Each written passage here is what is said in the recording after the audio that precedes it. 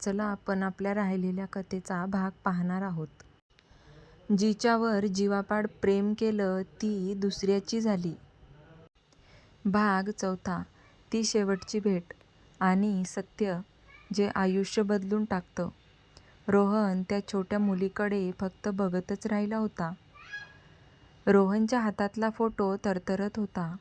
डोळ्यात प्रश्नच प्रश्न होते. ही मुलगी अन्वीला कशी ओळखते? वृद्ध महिला पुढे आली आणि शांत आवाजात म्हणाली, अन्वी इथे शेवटची 6 महिने राहिली होती. रोहन स्तब्ध झाला. काय? अन्वीचं शेवटचं आयुष्य महिलेने सांगायला सुरुवात केली. तिचं लग्न झालं, पण ती कधीही आनंदी नव्हती. ती रोज रात्री इथे यायची, मुलांना शिकवायची, त्यांच्यासोबत वेळ घालवायची. ती म्हणायची, माझं प्रेम जरी अपूर्ण राहिलं तरी कोणाचं तरी आयुष्य मला पूर्ण करायचं आहे. रोहनच्या डोळ्यात पाणी भरलं. त्या मुलीचं गुपित. महिलेने त्या मुलीकडे पाहिलं. ही अनाया.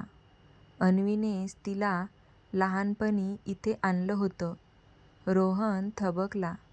लहानपणी? महिला हळूच म्हणाली, हो. अनायाच्या आई-वडिलांचा अपघात झाला होता. अन्वीने तिला वाचवलं आणि स्वतःच्या मुलीसारखं वाढवलं. रोहनच्या पायाखालची जमीनच सरकली.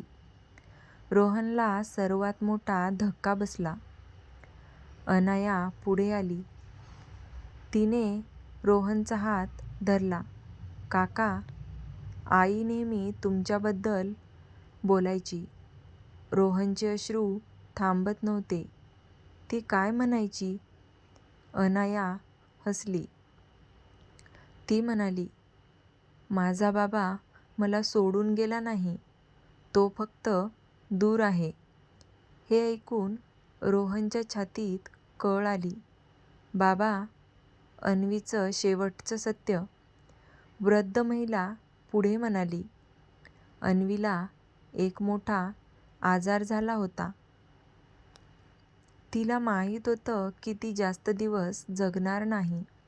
रोहन जोरात ओरडला. काय? महिला म्हणाली, तिने शेवटचे दिवस या अनाथ मुलांसाठी घालवले होते आणि अनायाला शेवटपर्यंत सांगितलं नाही की तू तिचा खरा वडील आहेस. रोहन पूर्णपणे तुटला. शेवटची डायरी. महिलेने रोहनच्या हातात अजून एक छोटी डायरी दिली. त्यात शेवटचं पान होतं. रोहन, जर कधी अनाया तुला भेटली तर समज मी अजूनही जिवंत आहे. तिच्या हसण्यात मी आहे आणि तुझ्या प्रेमातही. अन्वी. शेवटचा क्षण. अनाया रोहनकडे पाहून म्हणाली, काका, तुम्ही माझ्यासोबत राहणार ना? रोहन गुडघ्यावर बसला. त्याने अनायाला घट्ट मिठी मारली.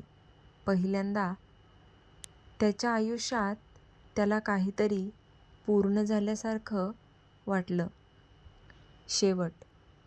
त्या दिवशी रोहनला समजलं, प्रेम संपत नाही, ते फक्त रूप बदलतं.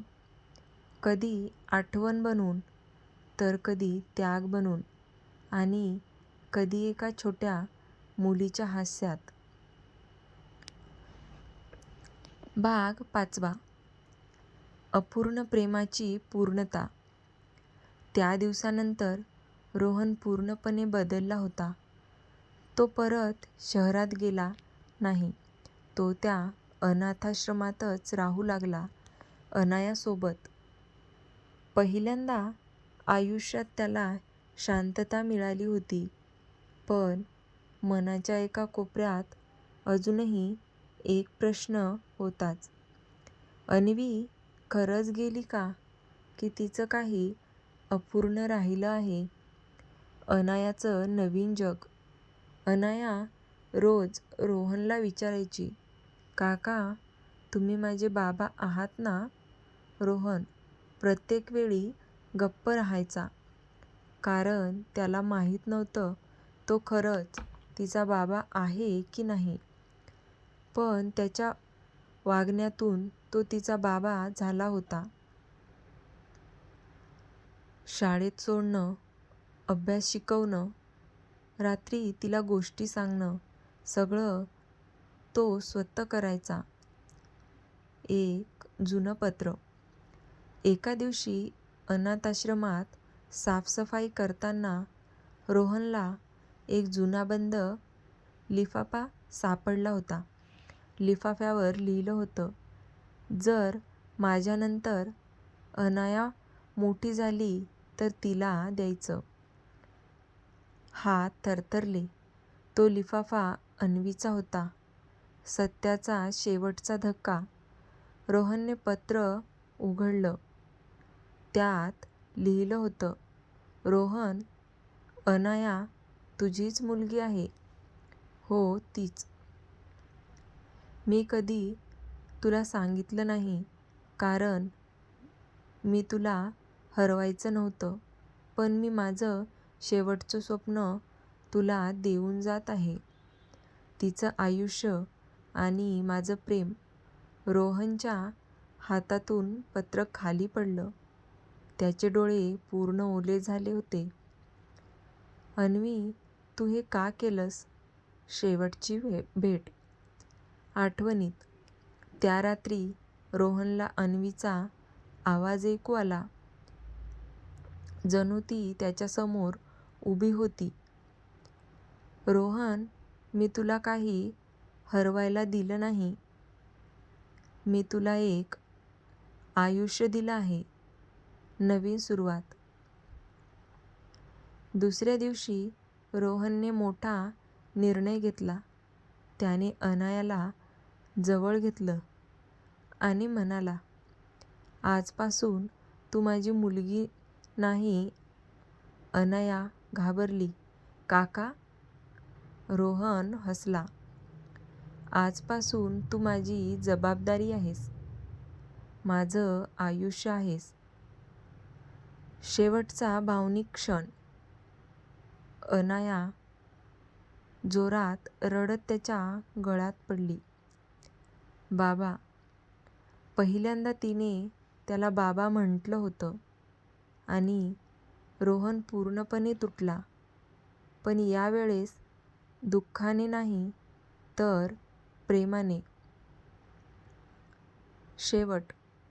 त्या दिवशी रोहनला समजलं, कधीकधी देव प्रेम हिरावून घेत नाही, तो ते दुसऱ्या रूपात परत देतो. हरवलेलं प्रेम, मिळालेली मुलगी आणि अपूर्ण कथा पूर्ण होऊन गेली. तर कशी वाटली तुम्हाला आजची ही कथा? आवडली असेल तर व्हिडिओला लाईक, शेअर आणि सबस्क्राईब नक्की करा. आता आपण अजून एका नव्या कथेला सुरुवात करणार आहोत.